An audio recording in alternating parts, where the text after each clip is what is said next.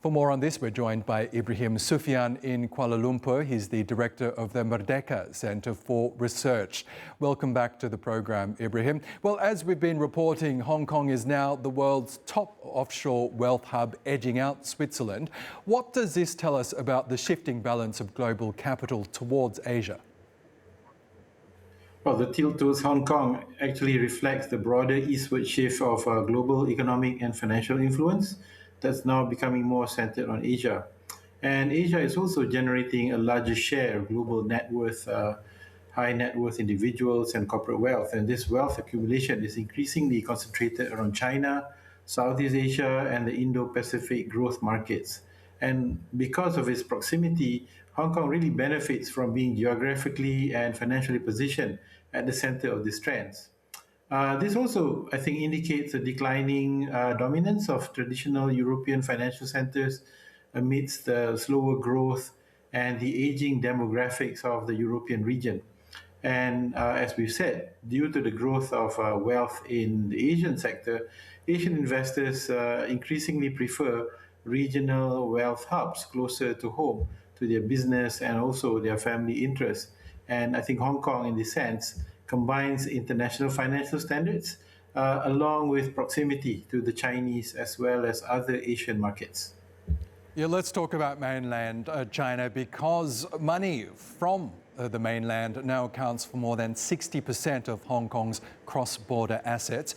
How important is China's wealth creation to Hong Kong's rise?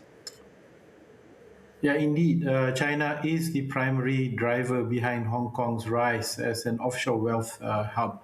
And I think what really is going on is mainland investors use Hong Kong as a gateway for international investment as well as diversification. Hong Kong offers familiarity in language, culture, and business practices for China-based clients, and the city does provide access to global financial centers while remaining very closely integrated to China. What we understand is that offshore renminbi activities, stock connect programs reinforce Hong Kong's intermediary role, particularly for Chinese firms who increasingly rely on Hong Kong for their IPOs, fundraising, and asset management.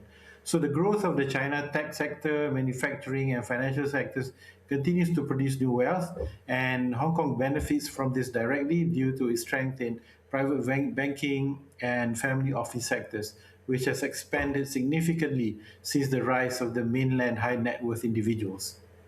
And Ibrahim, we also know that Singapore is rising as a major Asian financial hub.